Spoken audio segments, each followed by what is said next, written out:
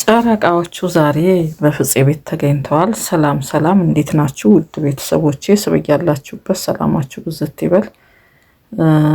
ዛሬ እና ሀይሜን ስንጠብቃቸው ፍጹም እንግዲህ ከነሱ ጋር የዋለ ሁሉ ፕራንክ መማሩ አይቀርም። ፍጹምንም የፕራንክ ንጉስ እያደረጉት ነው። ከነሱ ጋር የተገናኘ በአጠቃላይ በፕራንክ እየተገለጠ ነው። ሁሉም ናቸው የብሩክ ወንድሞች በአጠቃላይ ዛሬ በፕራንክ ነበሩ።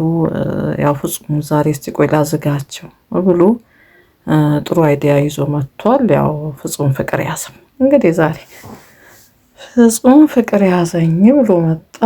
ያው ትንሽ እንግዲህ አዛጋቸው ነው የሚባለው፣ አውቀውበታል። ትንሽም ግራ አጋብቷቸዋል። ምክንያቱም የሚናገራቸው ቃላት እንዴ ቢቸግራቸው ራሱ ስላልገባቸው ከኛ ነው ፍቅር የያዘ ከማን ነው ፍቅር የያዘን እኛ ላይ እንትን የምታዳርቀን እያሉት ነበረ።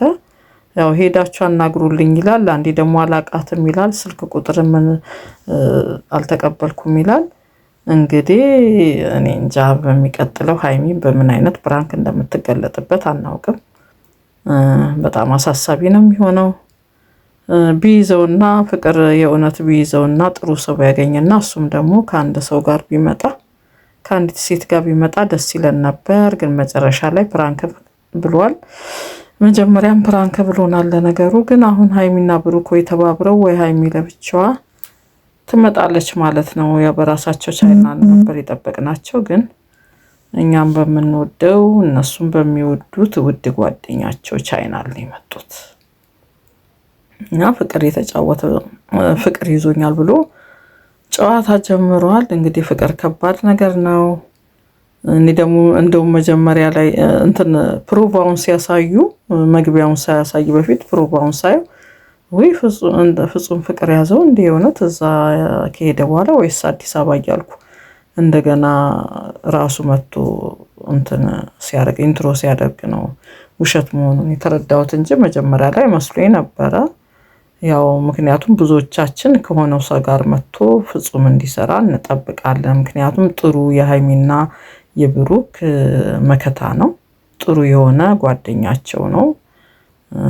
ወርቅ የሆነ ጓደኛቸው ነው። በእውነት ደስ ይላል። ሲጣሉም ሲጋጩም አንዳንድ ጊዜ በሚያስፈልጋቸው ነገር ሁሉ ካጠገባቸው ከጎናቸው ስለማይጠፋ ያው ግን በዚህ አጋጣሚ እየፈለገ አእምሮን እያሰራ አንዳንድ ነገሮችን አይዲያ እያመጣ እንደዚህ መስራቱ ጥሩ ነው። ግን ግራ አጋባቸው እኮ እና ሀይሚ ፍቅር ይዞኛል ይላቸዋል። ልጅቷ ማነች? እንዴት ነች? ስልኳን ታውቀዋለህ ወይ? ልጅቷን አናግረሃታል ወይ ሲል እኔ ስታልፍ ነው ማያት። እንዲህ ምንም አይነት ጥያቄ ቢጠይቁት መልስ ሊሰጣቸው አልቻለም። ግን በመጨረሻም ከአንዴም ሁለቴ እነሱ እንዴ ከፍቅሩ ከኛ ነው ወይ ያዘ? ፍቅር ከኛ ነው ወይ ያዘ? እኛን ነው ወይ ያፈቀርከው ወደሚለው ጥያቄ ነው የገቡት። ሁለቱንም ግራ አጋብቷቸዋል። አንዳንዴ ለሚጠይቁት ጥያቄ የሚመልሰው መልሶች ሁሉ ግራ ያጋባቸዋል። ግራ አጋብቷቸዋል። እኔ የእውነት ቢሆንለት ደስ ይለኝ ነበር። ፍጹምን እኔ በጣም ነው የምወደው፣ በጣም ነው ደስ የሚለኝ። ምክንያቱም የሀይሚዬና የብሩክ ዋና አባጃግሬ ስለሆነ እና ብዙ ጊዜ ከነሱ ስር ስለማይጠፋም ጥሩ ጓደኛቸውም ስለሆነ እንግዲህ ዛሬ በዚህ መልኩ ነው የመጡልን። ስላየናቸው ደስ ብሎናል። ምክንያቱም ይናፈቃሉ ሁልጊዜ ሀይሚና ብሩክ ካልመጡ። ሰሞኑን የሆነች ነገር ጠንሰስ አድርገው እንግዲህ ይመጣሉ ደግሞ በሌላ ነገር ብለን እናስባለን። ደስ በሚልም ምናልባት ደግሞ በፕራንክም ይገለጣሉ ብለን እናስባለን። ያው ቡታጅራም ከመጡ ያው ገና 1-3 ቀናቸው ነው። እንግዲህ የተለያየ አይዲያ ደግሞ ይዘው ይመጣሉ። ግን እኔ በዚህ አጋጣሚ ደግሞ በጣም እያስጨነቀኝ ያለው ይሄን ሰሞን ሳያቸው ግራ ግብት ያለኝ ሚዲያው ላይ የነ አብርሽ ሁኔታ ነው። አብርሽና ሩታ ይሄን ሰሞን ድብልቅልቃቸው እየወጣ ነው እና ምን እንደሆነ እውነት ይሁን ውሸት ይሁን ያው በጣም ያሳዝናል። ግን አንዳንዴ እኔ አሁን ሚዲያ ላይ የሚሰሩት ወንድና ሴት ሆነው የሚሰሩትን ሰዎች በአጠቃላይ ላይ እምነት ወደ ማጣቱ ሄጃለሁኝ። ምክንያቱም አሁን አንዳንድ ልጆችን የሚሰሩትን ዩቲዩበሮችን እያየሁ ስሰማቸው ስለና አብርሽ ያው ልጅቷ ወታ የተናገረችው አብርሽ የድሮ ጓደኛዋ እንደሆነ ነው። እንግዲህ ቀድሞ ግንኙነት እንደነበራቸው ግን ከሩታ ጋር ደግሞ የተገናኙበት ምክንያት ያው ፌመስ ለመሆን ለመታወቅ ዩቱባቸውን ለማሳደግ ከዛ ሁለቱም ለስራ እንደተገናኙ ስራቸውን ሲጨርሱ ፌመስ ከሆኑ በኋላ ደግሞ ያው ተመልሶ ከሷ ጋር አብረው እንደሚሆኑ ፕሮሚስ እንዳላቸውና ወደ እሷ እንደሚመለስ እንደዚህ አይነት እኮ ይሄ ቃቃ ጨዋታ እኮ ነው። እንደዚህ አይነት ነገር አለ እንደ ለዶላር ለገንዘብ ተብሎ አሁን የነ ዳኒና ጽጌም ድሮ መጀመሪያ እንደውም እንዴ ጥንዶ ነው ሲሰሩ ዩቲዩብ የጀመሩት ዳኒና ጽጌ ነበሩ። እኔ አሁን የጽጌ ህይወት ራሱ ያሳስበኛል። የሴት ልጅ ህይወት በአጠቃላይ ያሳስበኛል። እኔ ስላለፍኩበት እኔ አልፌበታለሁ። የሴት እህቶቼ ግን ህይወት ያሳዝነኛል። እኔ ቁም ነገር ነው ብዙ ጊዜ የማወራው። በእውነት ይሄ ያልሆነ ነገር ደስ አይለኝም አንዳንዴና ለምንድን ነው በእድሜያቸው ላይ የሚጫወቱት? ስራውን ይስሩ ግን የራሳቸውን ህይወት ደግሞ ጎን ለጎን ለምን አያስተካክሉ? አሁን ጽጌ ከዳኒ ጋር ከድሮ ጀምሮ ስናያት አይደብቀውን ነው እንጂ እነዚህ ሰዎች ግንኙነት አላቸው፣ ጓደኛሞች ናቸው፣ ፍቅረኛሞች ይሆናሉ እያለን ስንል ይኸው በየሚዲያው እየመጡ ሰው እንደዛ ይመስለዋል። እኛ ምንም አይነት ግንኙነት የለንም። አሁን ከሷ ከዳኒ ጋር እየተለጣጠፈች ምን እያለች ስትሰራ ቆይታ የትኛው አፍቃሪ ትክክለኛው አፍቃሪ ነው የሚኖራትና ፍቅረኛ የምትይዘው? እድሜም ይሄዳል። ማግቢያ ጊዜ መውለጃ ጊዜውም እኮ ሊያልፍ ይችላል።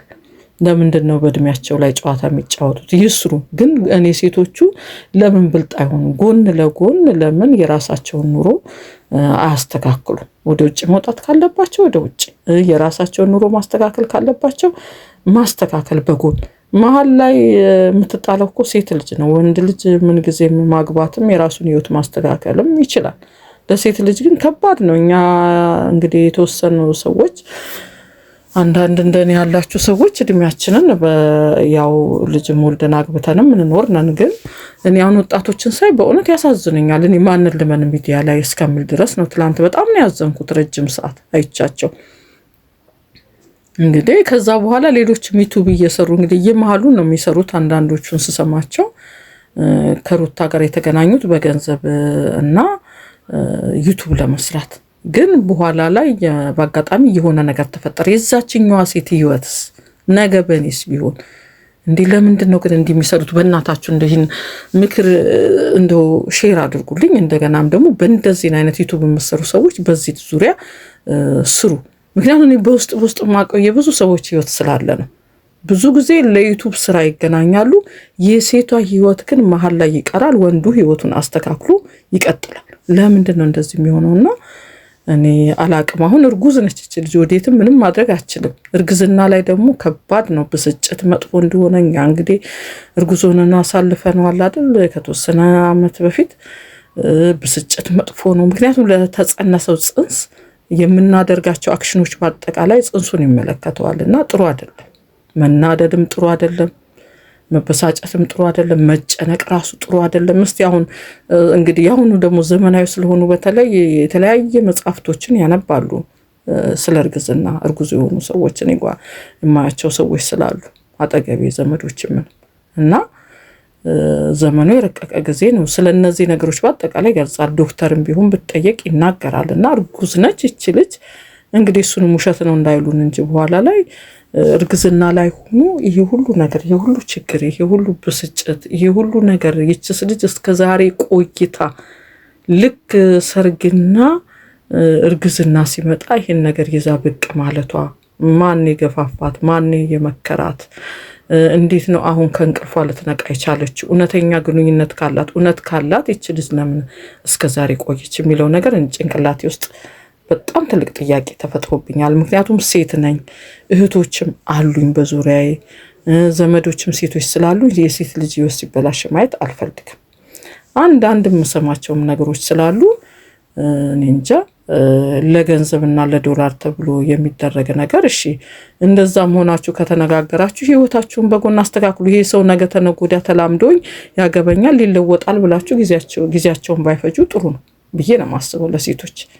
ምክንያቱም እኔ እኮ አንዳንድ ነገሮች ስለሰማሁ ነው ይሄንን የምለው። በጣም ይሰማኛል፣ በእውነት ይሰማኛል። የዚችንም ልጅ የነ ሩታንም ስላየሁኝ ነው በጣም አዝኛለሁ። ሴት ልጆች ህይወታችሁን ብታስተካክሉ ጥሩ ነው ላለው። ሰላም ሁኑልኝ።